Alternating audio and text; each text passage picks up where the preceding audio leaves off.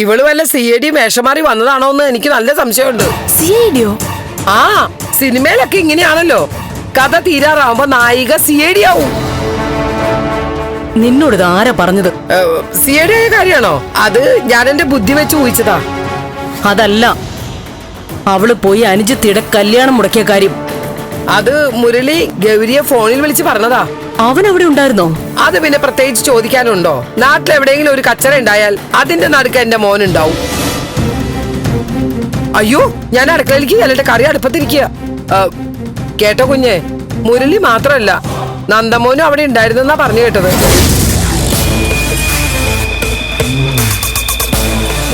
എന്റെ മോന്റെ കൂട്ടുകെട്ട് നന്ദമോന് അത്ര നല്ലതല്ല, ഒന്ന് പറഞ്ഞു കൊടുക്കണം.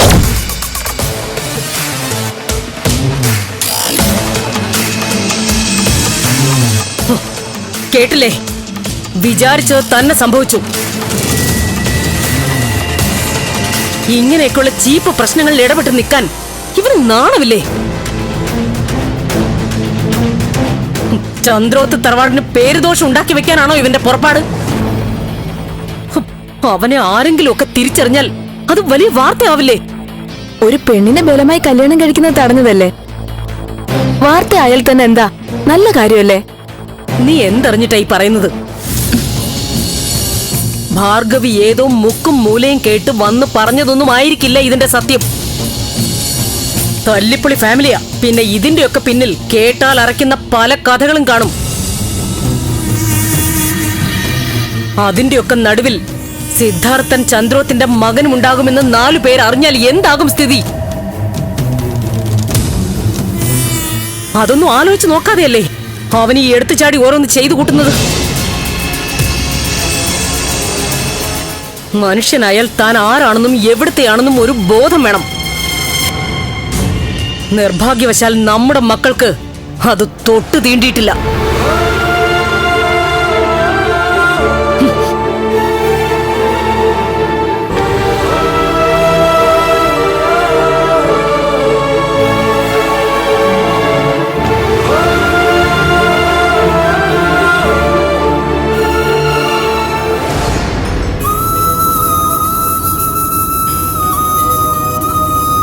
പോലീസ് സ്റ്റേഷനിൽ പോയിട്ട് എല്ലാം ക്ലിയർ ചെയ്തു സർ. ഓർണമെന്റ്സ് ഒക്കെ തിരിച്ചു കൊടുത്തു. ആ, അതെല്ലാം സാക്ഷ്യപ്പെടുത്തി സൈൻ ചെയ്തു. ആ, കാർത്തികേയനെ കോടതിയിൽ ഹാജരാക്കിയോ? അങ്ങോട്ട് കൊണ്ടുപോയിട്ടുണ്ട്. റിമാൻഡ് ചെയ്യുന്ന ആ മാഡം പറഞ്ഞത്. റിമാൻഡ് ഉറപ്പാണ്. കുറച്ചു ദിവസം അകത്ത് കിടക്കട്ടെ. നിങ്ങൾ ഒരുപാട് ബുദ്ധിമുട്ടിച്ചതല്ലേ? ആ, അതെ സർ. പിന്നെ അച്ഛന്റെ കാര്യം എങ്ങനെയാ? കേസ് എടുക്കണ്ടെന്ന് പറഞ്ഞിട്ടുണ്ട്. എന്നാലും ചെറുതായിട്ടൊന്ന് പേടിപ്പിച്ചേ പറ്റൂ. 2 ദിവസം അവിടെ കിടക്കട്ടെ, അത് കഴിഞ്ഞ് വിടും. നിങ്ങൾക്കിനി ശല്യമൊന്നും ഉണ്ടാകാതിരിക്കാൻ പോലീസിന്റെ ഭാഗത്ത് നിന്ന് എല്ലാ സഹായവും ഉണ്ടാവും. അതുപോലെ ധാരാളം മതി സർ. ഈ അപകടത്തിൽ നിന്ന് രക്ഷപ്പെടാൻ പറ്റുമെന്ന് കരുതിയതല്ല. സാർ ഇടപെട്ടതുകൊണ്ട് മാത്രം എന്റെ അമ്മയും അനിയത്തെയും ഇപ്പൊ ജീവനോടിരിക്കുന്നത്. ഇല്ലെങ്കിൽ അവരിപ്പോ സാറിനോട് ഒത്തിരി നന്ദിയുണ്ട് സാർ. ഈ ചെയ്തൊക്കെ ഞങ്ങളുടെ ഡ്യൂട്ടിയല്ലേ ദേവിക? ദേവികയുടെ സ്ഥാനത്ത് വേറെ ആരായിരുന്നാലും ഞങ്ങൾക്ക് ഇതൊക്കെ ചെയ്തല്ലേ പറ്റൂ. അല്ല, അമ്മയെ അനിയത്തെയൊക്കെ എവിടെ താമസിപ്പിക്കാനാ തീരുമാനം? എന്തെങ്കിലും അറേഞ്ച്മെന്റ്സ് ചെയ്തിട്ടുണ്ടോ? നന്ദു അവിടെ അടുത്തൊരു വീട് വാടകയ്ക്ക് എടുത്തിട്ടുണ്ട്. പോലീസ് സ്റ്റേഷനിൽ നിന്ന് മുരളേട്ടനെ അങ്ങോട്ട് വിട്ടിരിക്കുക. കല്യാണത്തിന്റെ ബഹളത്തിലായതുകൊണ്ട് നന്ദുവിന് പോയി നോക്കാനൊന്നും പറ്റിയിട്ടില്ല. മുരളേട്ടനൊക്കെ പറഞ്ഞ ഞങ്ങളിപ്പോ അങ്ങോട്ട് പോകും. നന്ദൻ കൂടെ ഉണ്ടോ? ആ, ഉണ്ട് സർ. ഞാൻ കൊടുക്കാം. സംസാരിക്കാം. ദേവിയുടെ ഓപ്പറേഷൻ ഈ ലെവലിലായിരുന്നു എന്ന് അമ്പലത്തിൽ വെച്ച് അങ്കിള് വിളിച്ചപ്പോഴാണ് അറിഞ്ഞത്. അതുവരെ സസ്പെൻസ് ആക്കി വെച്ചിരിക്കുകയായിരുന്നു. എന്തായാലും സംഭവം പൊളിച്ചു കിട്ടോ. നല്ല വൃത്തിയായിട്ട് എല്ലാം അവസാനിച്ചു. കാർത്തികേയൻ അകത്തുമായി. കുറെ നാളുകളായിട്ടുള്ള തലവേദനയാ ഒഴിഞ്ഞു പോയത്. നിങ്ങളൊക്കെ ഹാപ്പി അല്ലേ? എന്തെങ്കിലും ആവശ്യമുണ്ടെങ്കിൽ വിളിക്കണം. ഓക്കെ എങ്കിൽ ബൈ. ഓക്കെ.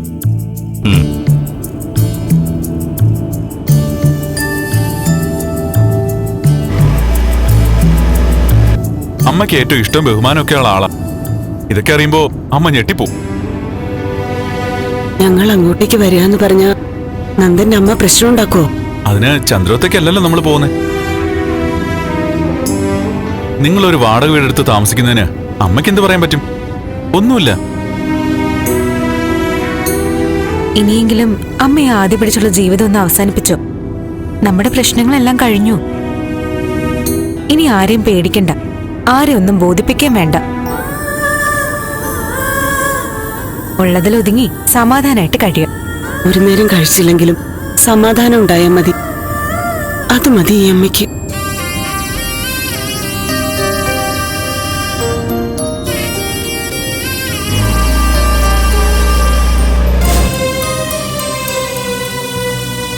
കാറും എടുത്തോണ്ട് പോകുമ്പോ എന്താ ചെയ്യാൻ പോകുന്നൊന്നും ദേവിക പറഞ്ഞിട്ടുണ്ടായിരുന്നില്ല. അവിടെ ചെന്നിട്ടുള്ള പെർഫോമൻസ് കണ്ട് അന്തം വിട്ടു. കല്യാണ പയ്യൻ എന്തു പറഞ്ഞു? എതിർക്കാൻ നോക്കിയില്ലേ? എതിർക്കാനൊന്നും നോക്കിയിട്ട് ഒരു കാര്യം ഉണ്ടായിരുന്നില്ല. തെളിവുകൾ മുഴുവൻ എതിരായി പോയില്ലേ. ഇനി ഉടനെ ഒന്നും കാർത്തികേയൻ പുറം ലോകം കാണില്ല. വകുപ്പുകളൊക്കെ അതുപോലെ ചാർജ് ചെയ്തിരിക്കുന്നത്. അവൾ അനീതിയുടെ കല്യാണം മുടക്കാൻ നീ എന്തിനാണ് പണിയും കളഞ്ഞ് അങ്ങോട്ട് പോയത്? അവൾ നീ തമ്മിൽ എന്താ ബന്ധം? നിനക്ക് കിട്ടിയതൊന്നും പോരെ? ഇപ്പോഴത്തെ അവസ്ഥയില് ദേവിക്ക് ഒരു പ്രശ്നം വന്നാൽ നമ്മളൊക്കെ അല്ലേ സഹായിക്കണ്ടേ? എന്തിനാ അവളുടെ കുടുംബത്തെ നമ്മൾ സഹായിക്കുന്നത്? അമ്മ, ആന്റിക്ക് ദേവിക ഇഷ്ടമല്ലെന്ന് വെച്ചാൽ അപകടം വരുമ്പോ കൈയും കെട്ടി നോക്കി നിൽക്കാൻ പറ്റും. പോയത് പോയി. ഇനി അവനെ തീറ്റി പോറ്റാൻ കാർത്തികേയനില്ല. അതുകൊണ്ടേ ഇനി നീ അയാൾക്ക് പകരാവാൻ നിക്കണ്ട. ഇനി മേലാൽ മംഗലശ്ശേരിയിൽ കാലുകുത്തി പോകരുത്. ഓ, അവിടെ എങ്ങും ആരുമില്ല. അതുകൊണ്ട് ഇനി അങ്ങോട്ട് പോകേണ്ട ആവശ്യമില്ല. അവളുടെ അമ്മ അനിയത്തിക്കൊപ്പം എങ്ങോട്ട് പോയി? അമ്മേ, കാർത്തികേയൻ കൊടുത്ത വീട്ടിലല്ലേ അവർ ഇത്രയും നാൾ താമസിച്ചുകൊണ്ടിരുന്നത്. അതെ. അയാളെ ജയിലിൽ കയറ്റിയിട്ട് അയാളുടെ വീട്ടിൽ തന്നെ താമസിക്കാൻ പറ്റും. അത് ശരിയാണല്ലോ. അപ്പൊ പിന്നെ അവരെങ്ങോട്ട് പോയി? അവര് ഇങ്ങോട്ടാ വരുന്നത്. ഈ മുറ്റത്ത് ഞാൻ കാലുകുത്തിക്കില്ല. നിന്നോട് ആര് പറഞ്ഞ അവരൊക്കെ ഇങ്ങോട്ട് വിളിച്ചോണ്ട് വരാൻ? എന്റെ അമ്മ, അവരിങ്ങോട്ട് വരുന്നത് നീ ഒന്നും പറയണ്ടാ. അവളെ ഞാൻ ഈ വീട്ടിൽ നിന്ന് അടിച്ചിറക്കി വിട്ടതാ. നീ എന്നോട് ചോദിക്കാതെ അവളുടെ തല്ലേനീറ്റും കൊണ്ട് വന്നാ അതെനിക്കൊന്ന് കാണണല്ലോ. അമ്മയ്ക്ക് അത് കാണാൻ പറ്റില്ല. അതെന്താ? അവര് വരുന്നത് ഇങ്ങോട്ടല്ല, ഇവിടെ അടുത്തൊരു വാടക വീട്ടിലേക്ക്. വാടക വീടോ? നന്ദൻ അവർക്കൊരു വീട് വാടകയ്ക്ക് എടുത്തിട്ടുണ്ടായിരുന്നു. അവിടെ പോയി എല്ലാം റെഡിയാക്കിയതൊക്കെ ഞാനാ. ഇനിയെങ്കിലും അവര് കുറച്ചു ദിവസം സമാധാനമായിട്ട് ജീവിക്കട്ടെ. എന്റെ ഈശ്വര, നന്ദമോനാണ് അവർക്ക് വീടെടുത്ത് കൊടുത്തത്. ഇത് പ്രഭകുഞ്ഞാൻ വലിയ പ്രശ്നമാവുമല്ലോ. അതെന്തിന്?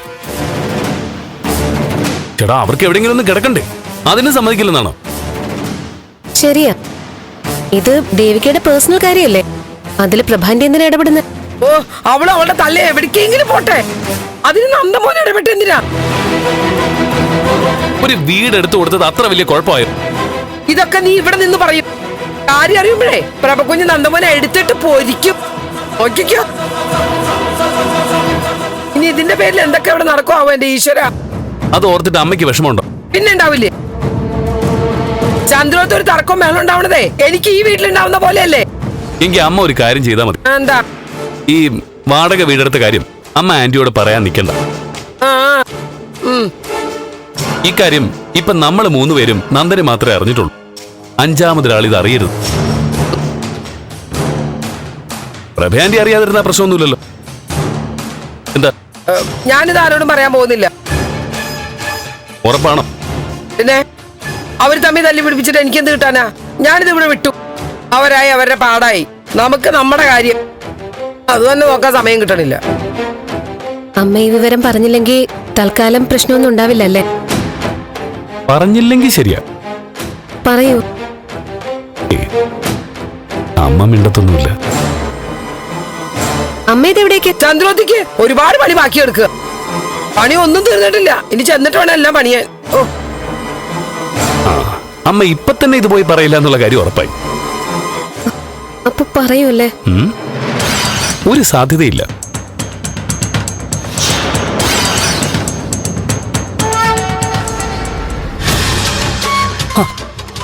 അവരിങ്ങോട്ട് തന്നെയാ വരുന്നതെന്ന് പറഞ്ഞോ? പറഞ്ഞു. നന്ദൻകുഞ്ഞ വാടക വീടൊക്കെ ഏർപ്പാടാക്കി കൊടുത്തത്.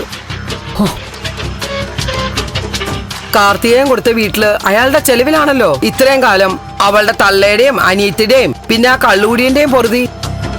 ഇനി അങ്ങോട്ട് ചെല്ലാൻ പറ്റില്ല. കള്ളുകൂടിയൻ അകത്തും പോയി. നന്ദമോനും മുരളിയും ദേവികയെ സഹായിക്കാൻ ചെന്നതാ. ഇപ്പോ അവളുടെ കുടുംബം അവരുടെ തലയിലുമായി. നന്ദൻ വളരെ ആലോചിച്ച് ബുദ്ധിപൂർവ്വം മുന്നോട്ട് നീങ്ങുന്നത്. ഉടനെ പരിഹാരം കണ്ടില്ലെങ്കിൽ ഇതുവരെ ഞാൻ പേടിച്ച അപകടത്തിലേക്ക് തന്നെ കാര്യങ്ങൾ എത്തിച്ചേരും. നന്ദമോന് ഇതിന്റെയൊക്കെ വല്ല കാര്യമുണ്ടോ കുഞ്ഞ്? ഇനി അവറ്റകളുടെ വീട്ടുവാടകയും ചെലവൊക്കെ നന്ദകുഞ്ഞ് തന്നെ വഹിക്കണ്ടേ? അതൊക്കെ മീരമോൾ അറിഞ്ഞ ഇഷ്ടാവോ? നന്ദമോനോട് പറഞ്ഞ് അവരെ ഇന്ന് തന്നെ അവിടുന്ന് കെട്ടുകെട്ടിക്കണം. അല്ലെങ്കിൽ അത് നമുക്ക് വലിയ തലവേദനയാവും. ഞാൻ അവനോട് സംസാരിക്കട്ടെ. തൽക്കാലം ഭാർഗവി ഇത് അറിഞ്ഞ ഭാവം അവനോട് കാണിക്കണ്ട. അയ്യോ ഇല്ല.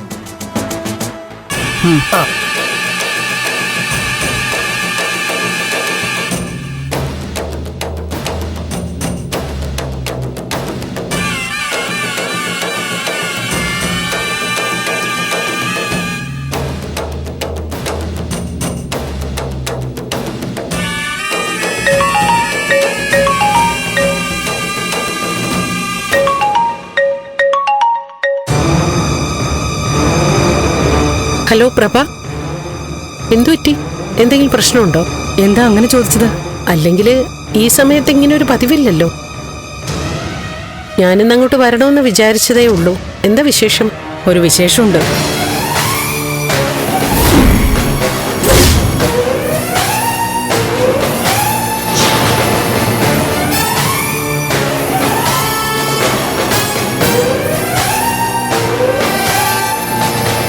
അവനിപ്പോ ആ വീട്ടിലെ ഒരു അംഗത്തെ പോലെയാ. അവരിപ്പോ നന്ദന്റെ സംരക്ഷണത്തിൽ ഇവിടേക്ക് താമസം മാറുകയാണെന്നാ കേട്ടത്. ഞാൻ എന്താ ഇപ്പൊ ചെയ്യാ? ഇതെങ്ങനെയെങ്കിലും ഒന്ന് ഒഴിവാക്കിയേ പറ്റൂ. തൽക്കാലം ഈ പ്രശ്നത്തിൽ താൻ ഇടപെടാതിരിക്കുന്നതാ നല്ലതെന്നാ എന്റെ അഭിപ്രായം. ഇടപെടാതിരുന്നാ അതവന് ധൈര്യമാവില്ലേ? പഴയ നന്ദനാണോ ഇപ്പൊ തന്റെ മുന്നിലുള്ളത്? തന്റെ ഇടത്തോടെ തീരുമാനങ്ങൾ എടുക്കാനും തന്റെ മുഖത്ത് നോക്കി കാര്യങ്ങൾ പറയാനും മുതിർന്നില്ലേ അവൻ? താൻ ഇതേക്കുറിച്ച് ചോദിച്ചാൽ അവൻ കൃത്യമായി മറുപടി പറയും. അതോടെ ഈ കാര്യത്തിൽ അവന്റെ ടെൻഷൻ കഴിഞ്ഞു. അറിഞ്ഞില്ലെന്ന് നടിച്ചിട്ട് എന്താ ഫലം? അറിഞ്ഞു എന്ന് വെച്ചാലും പ്രത്യേകിച്ച് ഫലമൊന്നുമില്ല. അവൻ തന്നെ പേടിച്ച് അവരെ വഴിയിൽ ഉപേക്ഷിച്ച് കളയുമെന്ന് തോന്നുന്നുണ്ടോ? ജാനകിക്ക് ഇതിന്റെ സീരിയസ്നെസ് ശരിക്കും മനസ്സിലായിട്ടുണ്ടോ? സിദ്ധുവിന്റെ തണലിൽ അവൻ ദേവികയെ ചന്ദ്രോത്തേക്ക് കൈപിടിച്ച് കയറ്റി. അവളുടെ കുടുംബത്തിന് താമസിക്കാൻ വാടക വീട് എടുത്തു കൊടുത്തു. ഇനി എന്റെ മുഖത്ത് നോക്കി ദേവിക എന്റെ ഭാര്യയാണെന്ന് പറയേണ്ട താമസമേ ഉള്ളൂ. ഏത് നിമിഷവും അവനത് പറഞ്ഞേക്കുമെന്ന് പേടിച്ചാ ഞാൻ ഇപ്പൊ ജീവിക്കുന്നത്. എടോ, ഇനി അങ്ങനെ സംഭവിക്കാതിരിക്കാൻ എന്ത് വേണമെന്നാ താൻ പറയുന്നത്? ഇത് തടഞ്ഞേ പറ്റൂ.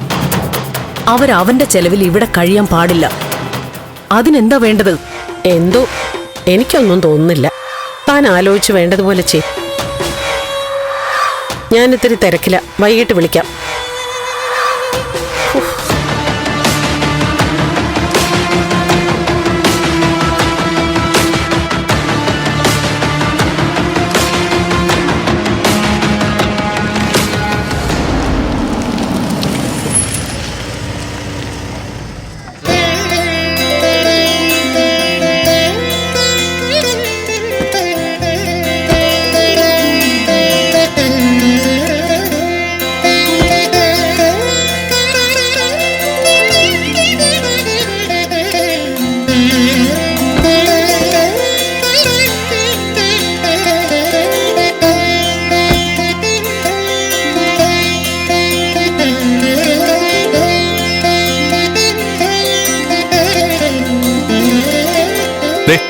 ഇതാണ് വീട്.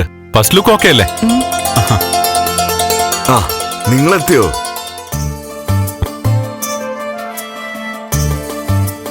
ഞാൻ കുറച്ചു നേരമായി കാത്തു നിൽക്കായിരുന്നു. ഞങ്ങള് കുറച്ച് ലേറ്റായി. അത് സാരമില്ല. താക്കോല് എല്ലാം ക്ലിയർ അല്ലേ? എല്ലാം തുടച്ച് വൃത്തിയാക്കിയിട്ടുണ്ട്. ഇനി എന്തെങ്കിലും ആവശ്യമുണ്ടെങ്കിൽ വിളിച്ചാ മതി. ഞാൻ പോകട്ടെ. ശരി. ആ, താമേ താക്കോല്.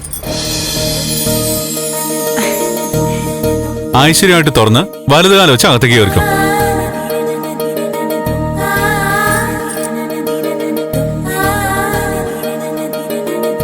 വാ അമ്മേ. വാടി.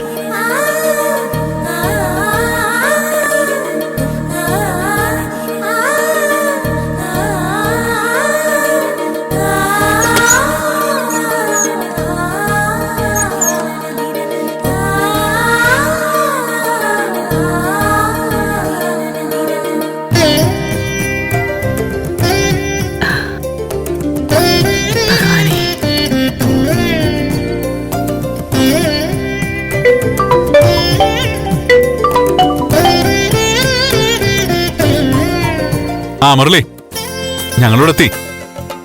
ആ ദാ അവരകത്ത് കയറി. ശരി, ഇപ്പൊ ഞാൻ വിളിക്കാം.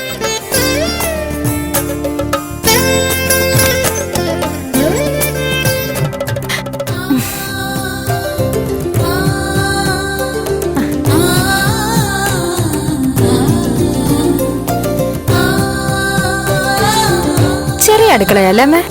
ചെറുതോ? ഇതത്ര ചെറുതൊന്നുമല്ല. ഇത് വലിയ വീടല്ലേ മോളെ.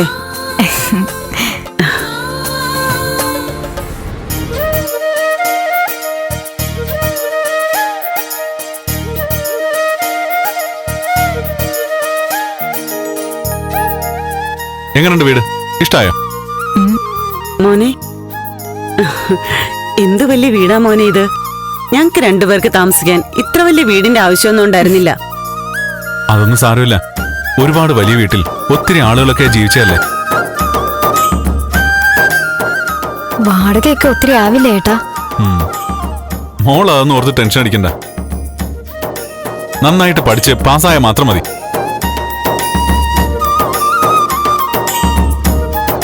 വീട് മൊത്തം ഒന്ന് കണ്ടിട്ട് എന്തെങ്കിലും കുറവുണ്ടെങ്കിൽ പറ. വാ അമ്മേ.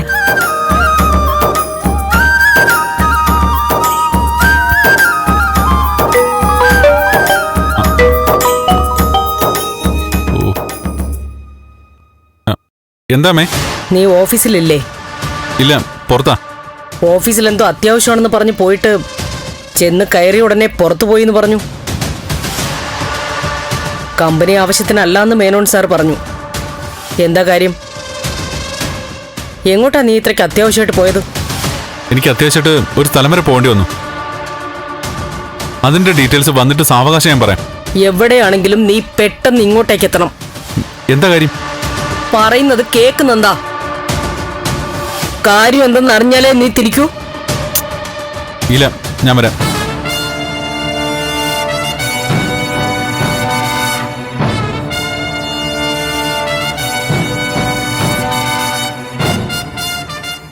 അമ്മയാണോ വിളിച്ചത്? കാര്യങ്ങളൊക്കെ അറിഞ്ഞു കാണോ? എന്നാ തോന്നുന്നേ. ഒന്നും ചോദിച്ചില്ല.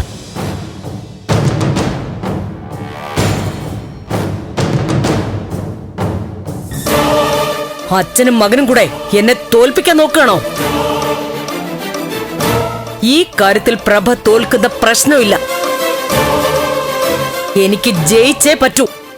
അതിനുവേണ്ടി ഞാൻ ഏതറ്റം വരെയും പോകും.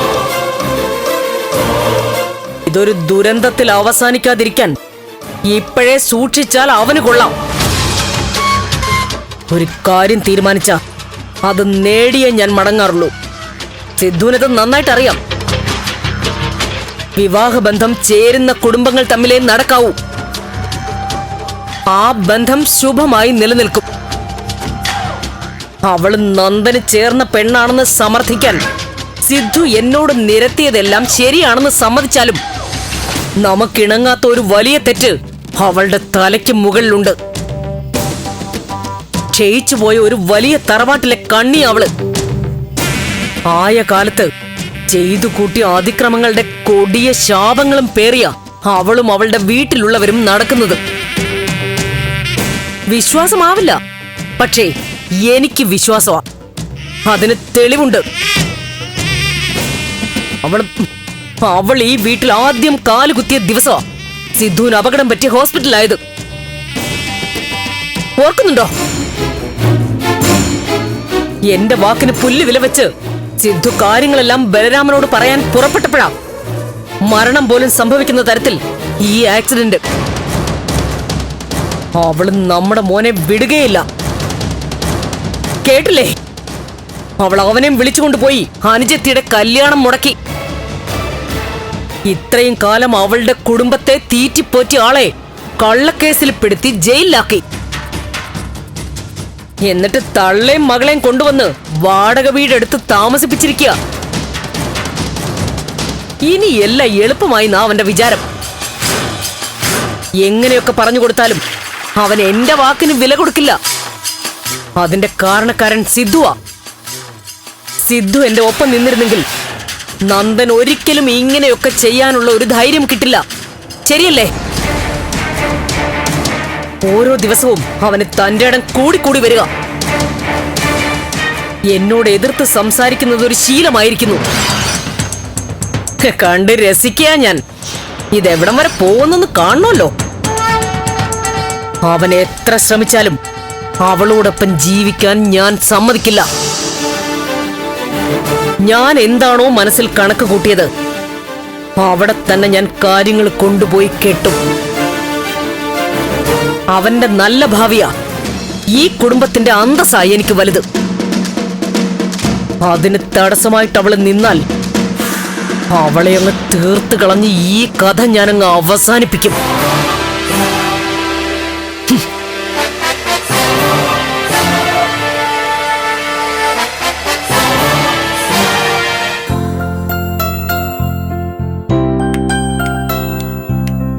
നന്ദു, പാല് കാച്ചി താമസം തുടങ്ങാൻ പോവാ. അമ്മ മരുമോനെ തിരക്കുന്നുണ്ട്. ഇനി പുതിയൊരു ജീവിതമല്ലേ അവരുടേത്. അല്ല, നന്ദുവിന് പോണ്ടേ? പെട്ടെന്ന് ഇറങ്ങാൻ പറഞ്ഞിട്ട് കേട്ടില്ലെങ്കിൽ അമ്മ പ്രശ്നാക്കും. നന്ദു വേഗം പോയിക്കോ. ഇനി ഇതിന്റെ പേരിൽ ഒരു പിണക്കം വേണ്ട. പ്രശ്നമാവുന്നെങ്കിൽ ആവട്ടെ.